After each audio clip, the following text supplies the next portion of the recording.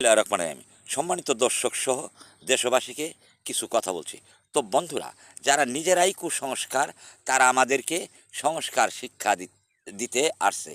এ সমস্ত বাক্য শুনতে হচ্ছে আমাদের নিকৃষ্ট কয়েকটি জাতীয় নেতাদের জন্য।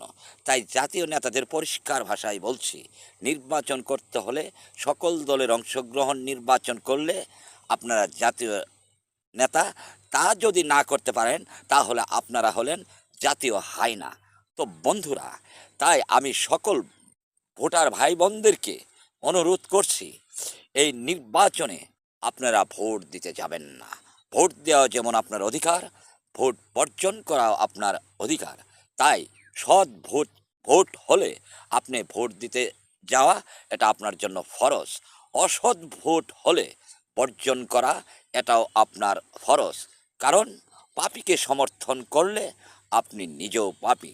তাই পরিষ্কার ভাষায় সকল দলের সাধারণ ভোটার ভাই বোনদেরকে বলছি, ভোট কেন্দ্রে যাবেন, আপনিও অপরাধীদের দোষর হবেন। তার শাস্তি ভয়াবহ।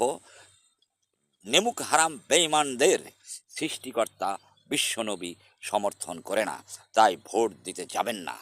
এই যারা সংস্কারের কথা বলে, এই অবৈধ ইউনুস ৬০০ কোটি টাকা কর মৌকুব করে নিয়েছে। আপনার আমার মতো কয়েক লাখ মানুষের সারা জীবনের ইনকাম নিয়েছে এই আমাদের জাতীয় নেতা নামক কয়েকটা কুকুরের জন্য। এই কুকুররা কিছুই বলে নেই। তাই পরিষ্কার ভাষায় বলছি, এই জাতীয় নেতারা, তোরা ভালো হয়ে যাবি, তোরা তোর লিস্টে উড়ে গেছিস। তাই তোর বাপরে বলবি, তোর বাপ যেন নির্বাচন প্রত্যাহার করে, এবং তোরা যারা প্রার্থী হয়েছিস তারাও নির্বাচন বর্জন করবি। তা না হলে তোদের পরিস্থিতি ভয়াবহ হবে, আমি স্পষ্ট দেখতে পাচ্ছি। তাই আইন শৃঙ্খলা বাহিনী সহ সকল বাহিনীকে বলছি, আপনারা ভোট বর্জনের প্রক্রিয়া শুরু করুন। তা আপনারা যদি আমার কথা মতো কাজ না করেন, তাহলে আমার কাজ করবে বিশ্বের সর্বশ্রেষ্ঠ শক্তি হাওয়ায় আমার কাজ করবে। তোরা যদি মাস্টার মাইন্ড, মেটিকুলাস ডিজাইনম্যান, নীল নকশাকারক হয়ে থাকস, আমি হলাম সৃষ্টিকর্তা মাইন্ড। অপরাধীদের পতন করাই হলো আমার কাজ। আমার কথা মানবি, তাহলে শান্তিতে পৃথিবীতে বসবাস করতে পারবি। তা না হলে তোর 14 গোষ্ঠী সহ নরকে যাবি। ধন্যবাদ।